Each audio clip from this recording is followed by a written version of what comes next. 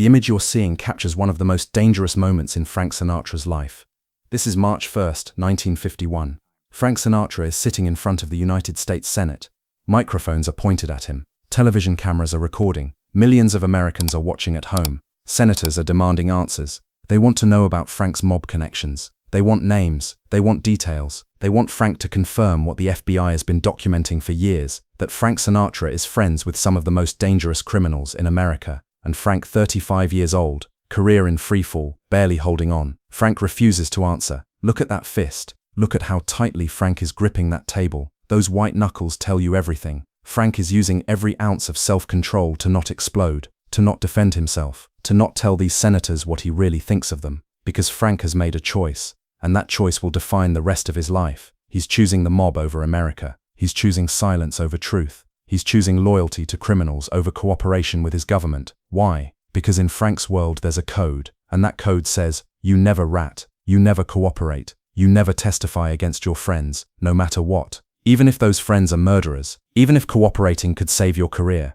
even if the entire country is watching. This is the story of the day Frank Sinatra faced the US Senate and chose the mob. This is the story of how that choice almost destroyed him. And this is the story of why, even decades later, Frank never regretted it. To understand what Frank is doing in that Senate hearing room, you have to understand what America was going through in 1950 and 51. For decades, organized crime had operated in the shadows. Everyone knew the mob existed, but it was regional, fragmented, misunderstood. The average American didn't realize how powerful organized crime had become. Then, in May 1950, Senator Estes Kefauver of Tennessee created the Special Committee to investigate crime in interstate commerce. The Kefauver Committee. The goal was simple: expose organized crime, show America how the mob worked, identify the bosses, follow the money, make mob guys testify on national television. And it worked, too well. The Kefauver hearings became the first reality television. 14 months of hearings in 14 cities, over 600 witnesses, television cameras broadcasting it all live. America watched mob bosses take the Fifth Amendment hundreds of times. America watched bookies and hitmen and corrupt politicians squirm under questioning. America saw for the first time how deeply the mob had penetrated American life. The hearings were a sensation. 30 million Americans, nearly half the adult population, tuned in. Bars closed during afternoon hearings so people could watch. Department stores set up televisions in their windows so crowds could gather and watch.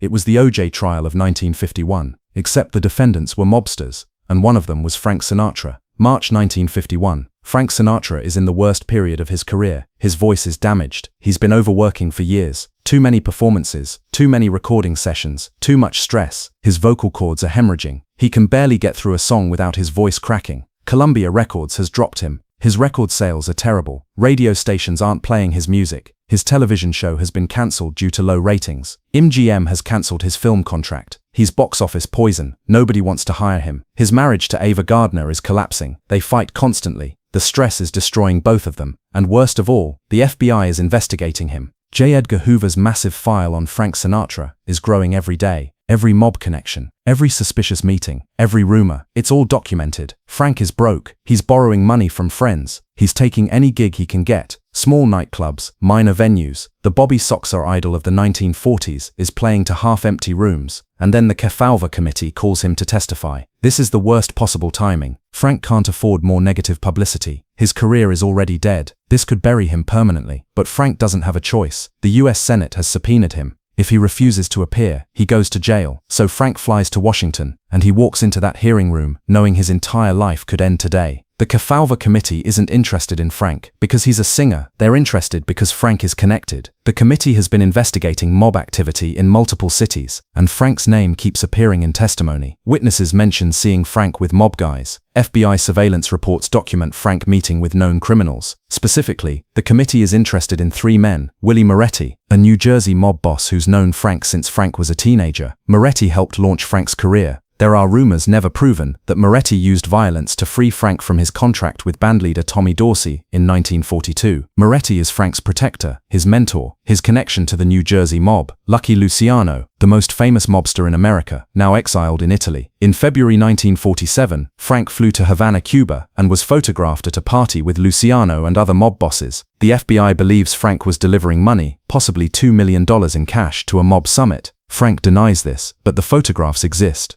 Joe Fischetti, a Chicago mob figure, cousin of Al Capone, Frank vacations with Fischetti. They're photographed together constantly. FBI surveillance shows them meeting regularly. The Kefauver Committee wants Frank to explain these relationships. They want Frank to admit he's mob-connected. They want him to testify about criminal activity he may have witnessed. And Frank knows, if he cooperates, he's a dead man. The mob doesn't forgive rats. If Frank testifies against mob guys, he'll be lucky if he just loses his career. More likely, he'll lose his life. But if he doesn't cooperate, he looks guilty. He looks like a mob guy himself. And his career, already on life support, dies completely. Frank is trapped. 1 month before Frank's testimony, Willie Moretti appears before the Kefauver Committee. This is significant because Moretti is Frank's guy. Moretti is the mob boss who launched Frank's career. If anyone can implicate Frank in criminal activity, it's Moretti. The hearing is televised. America watches Willie Moretti, a convicted criminal, a mob killer, sit before the Senate. Moretti is in the early stages of syphilis-induced dementia. His mind is going. He's unpredictable. The mob is actually worried that Moretti will say too much, reveal too many secrets. The senators ask Moretti about Frank Sinatra. Moretti admits he knows Frank,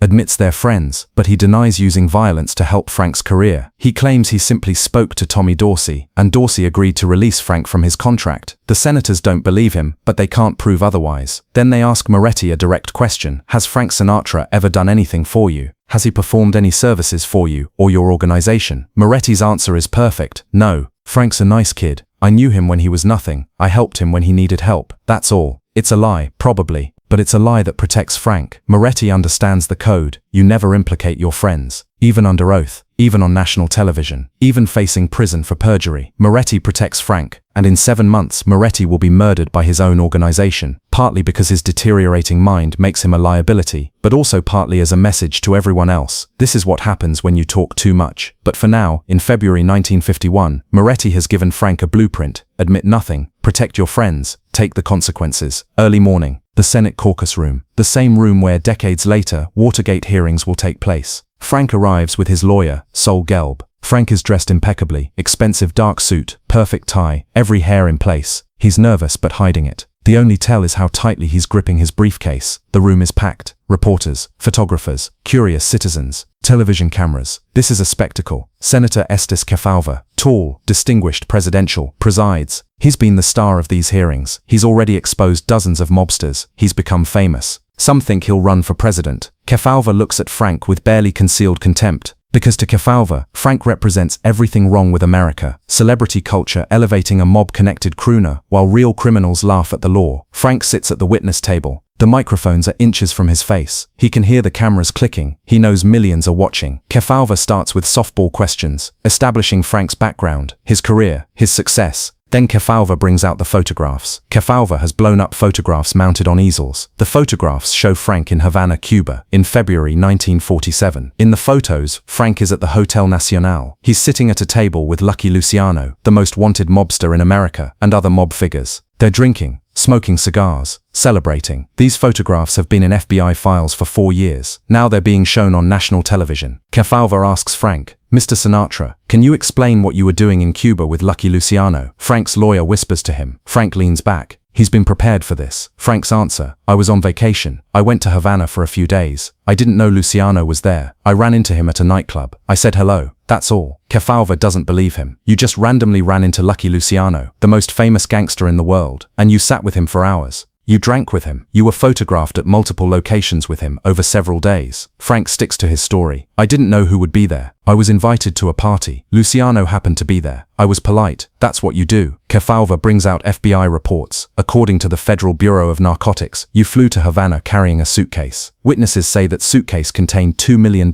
in cash. Were you delivering money to a mob summit, Mr. Sinatra? The room goes silent. This is the accusation. Frank Sinatra as a mob courier, delivering cash to criminals. Frank's face hardens. His jaw clenches. You can see the rage building, but his lawyer whispers again, and Frank gives a controlled answer. That's completely false. I carried my luggage, my clothes, that's all. The idea that I was carrying money is ridiculous. Kefauver pushes harder. So you're saying the FBI is lying? Frank knows this trap. If he says yes, he's calling Jake Hoover a liar. If he says no, he's admitting the FBI might be right. Frank chooses a third option. I'm saying I went to Havana on vacation. I met some people. I came home. That's the truth. Non-answer. Deflection. But technically not perjury. Kefauver moves to the next topic. Willie Moretti. Mr. Sinatra, you know Willie Moretti, correct? Frank admits it. Yes, I've known Willie since I was young, and Willie Moretti is a convicted criminal, a known mob figure. Why are you friends with a man like that? Frank bristles. Willie helped me when I was starting out. He gave me opportunities. He's been a good friend to me. What kind of opportunities? Frank hesitates. This is dangerous territory. If he admits Moretti helped his career, the next question is, how did Moretti help?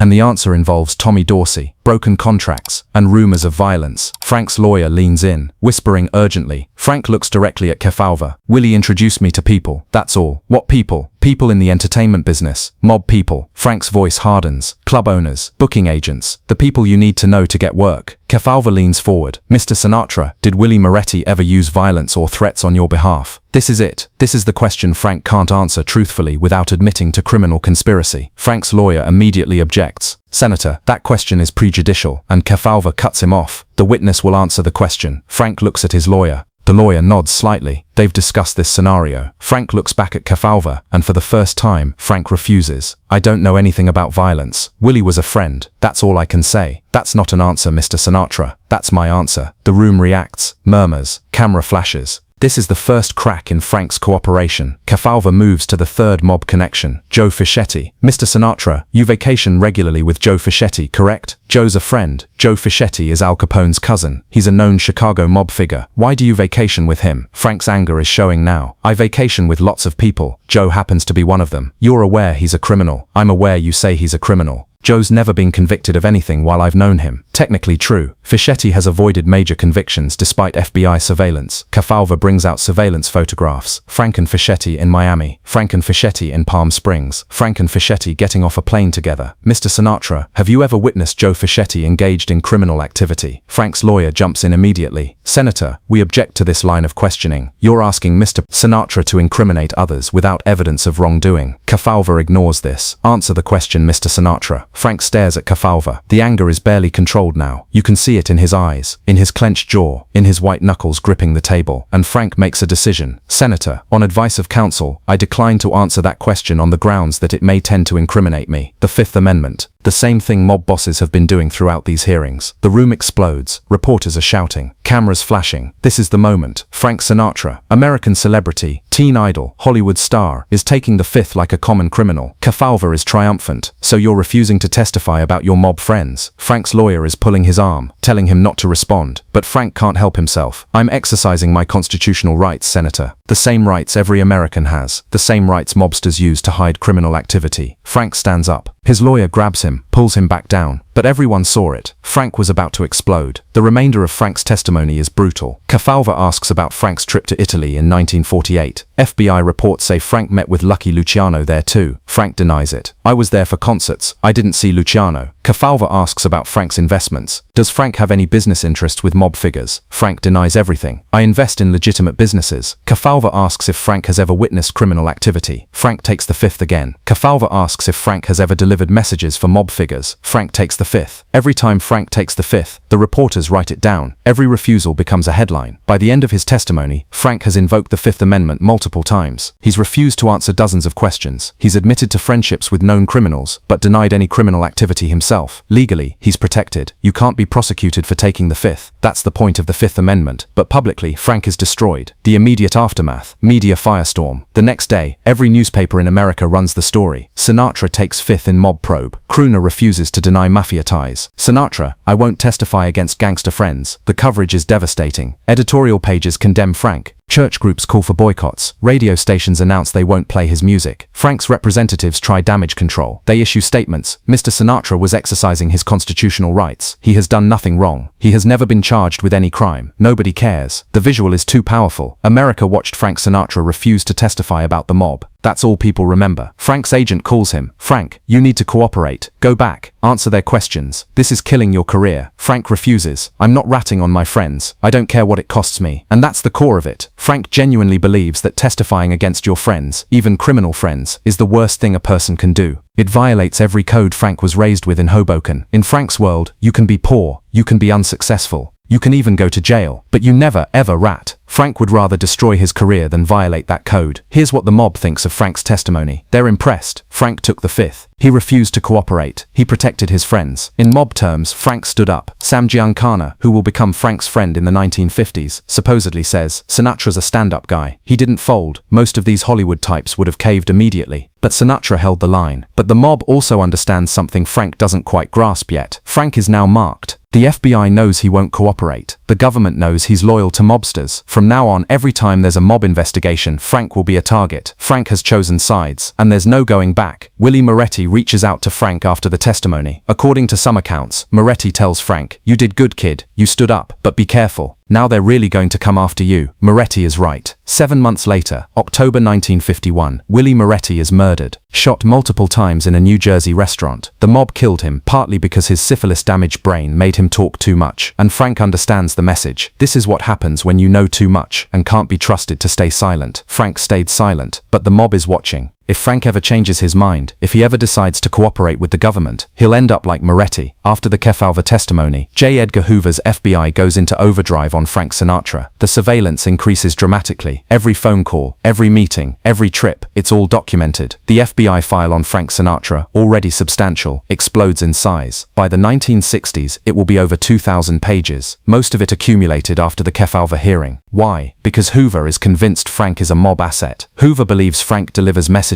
for the mob, carries money for the mob, maybe even participates in criminal activity for the mob. Hoover can't prove it, but he's going to keep watching until he can. This surveillance will haunt Frank for decades. Every time Frank tries to get a business license for casinos, for nightclubs, the FBI file appears. Investigators read about Frank's mob connections. They read about his refusal to testify, and they ask, should we give a gaming license to someone who takes the fifth? When asked about organized crime, the Kefauver testimony doesn't just damage Frank's immediate career, it creates a permanent shadow that follows him for 47 years, until his death in 1998. Here's what's remarkable. Frank never regrets taking the fifth. Decades later, when Frank is back on top, when his career has recovered, when he's the chairman of the board, when he's selling out Vegas, reporters occasionally ask him about the Kefauver hearing. Frank's response is always the same. I exercised my constitutional rights. Any American can do that. I have nothing to be ashamed of. When pressed about his mob connections, Frank gets angry. I knew some guys. So what? I grew up in New Jersey. Everyone knew guys. That doesn't make me a criminal. And when asked directly, do you regret not cooperating with the Senate? Frank's answer is always no. I'm not a rat. I don't testify against my friends. That's not who I am. This is core to Frank's identity. He genuinely believes that loyalty, even loyalty to criminals, is more important than cooperation with authority. It's a value system from his childhood. In Hoboken in the 1920s and 30s, the cops were corrupt. The politicians were corrupt. The only people you could trust were your friends, and you never ever betrayed your friends. Frank carried that code his entire life, even when it cost him his career, even when it made him a target, even when it would have been smarter to cooperate. Frank Sinatra would rather be destroyed than be a rat. Here's the miracle. Frank survives the Kefauver disaster, not immediately. For 2 more years, 1951 and 52, Frank is in the wilderness. No record deal, no movie deal, no major performances. He's playing small clubs for small money. His marriage to Ava Gardner falls apart. His voice is shot.